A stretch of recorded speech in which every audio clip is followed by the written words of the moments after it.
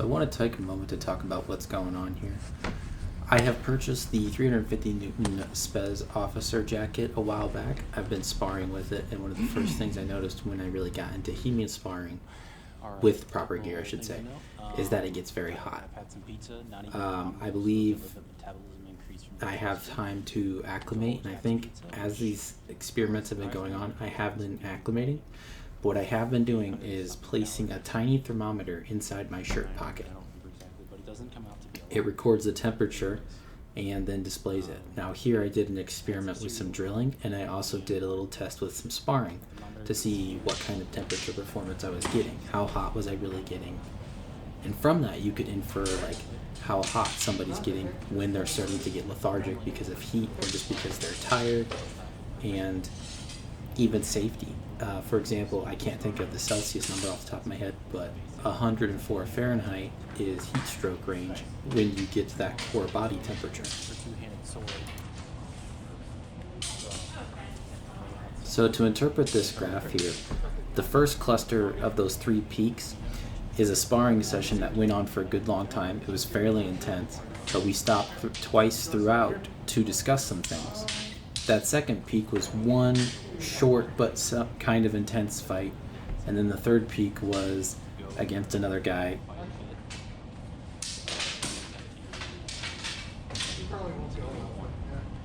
A lot of guard current transitions, foot movement, and just lots of striking.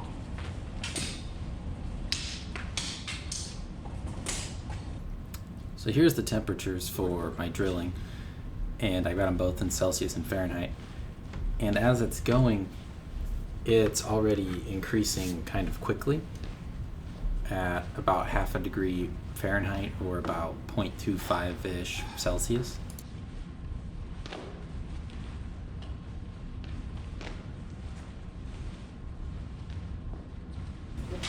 Something I found immediately convenient was that my drilling temperature increase was pretty similar to what I was getting during my sparring, which was still a bit bizarre because I wasn't swinging nearly as much during sparring. Maybe there was more movement that was making up for it, not sure.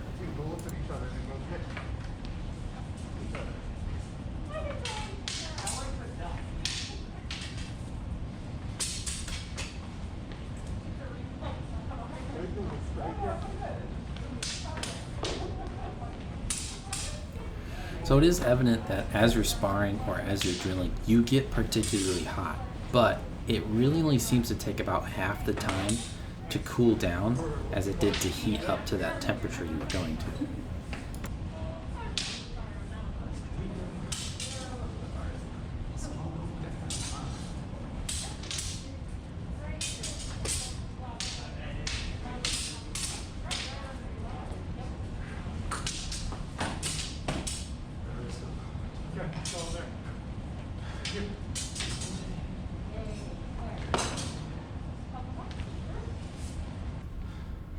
Later, as I continued on, I switched from drilling just plain cuts in a slightly chaotic fashion to taking Primo Assaulto by Marazzo, part 1 of it, and I began drilling that. And I strongly believe that the random cuts were more physically intensive than Primo Assaulto.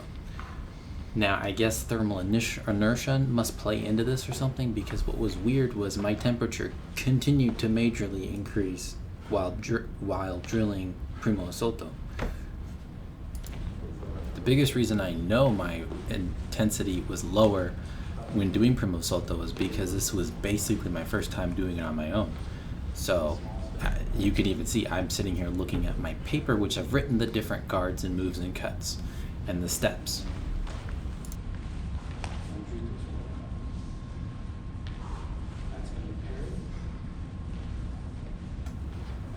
Something you might argue is that the dip in temperature when drilling was simply from me transitioning from one to the other. The weird part is that the dip began while I was still doing the cuts. If we go back and do the math on the time, during the cuts, it was towards the end. Maybe when I was starting to get a little worn out.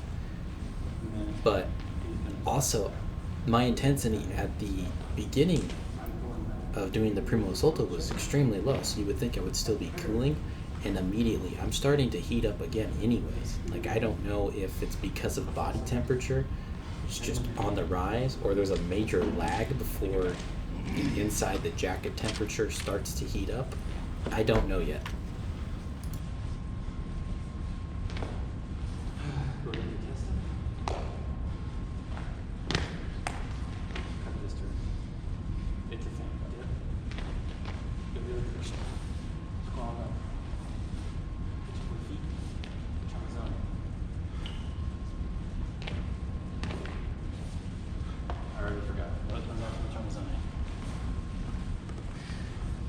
Yes, guardi the intro.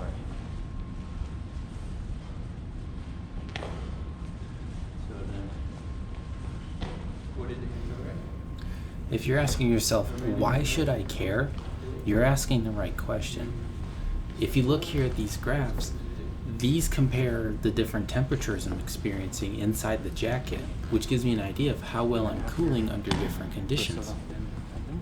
Here in the top left, now the graph's a little wonky because I didn't trim it down yet, and I wasn't 100% sure where I actually started jogging at, but from about 30 to 50 minutes I began jogging, and you can see that inside my shirt pocket, the thermometer never achieved temperatures even close to what happened during sparring or what happened during drilling.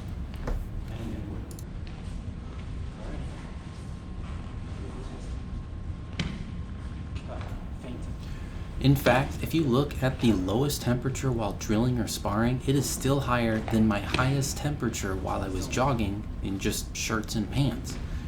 And reality is, fighting in all this protective gear is not a great simulation, at least thermally, of being in just plain clothing.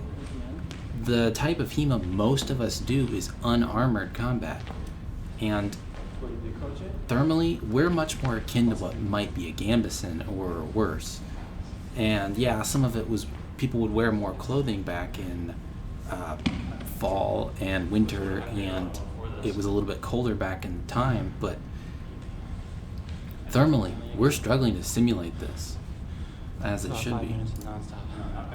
Okay, so is there a more practical takeaway that can be a little bit more than just dwelling on the impossible to simulate or answer fully the questions we might have in HEMA and its existence? Yeah, actually. Once I get more data for more jackets, I can tell you how do they actually thermally perform.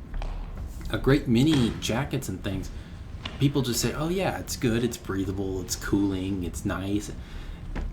How breathable, how cooling, how nice, how does it compare to something else? And not just being subjective, because one day someone may do a really intense sparring match and be like, wow, this jacket sucks.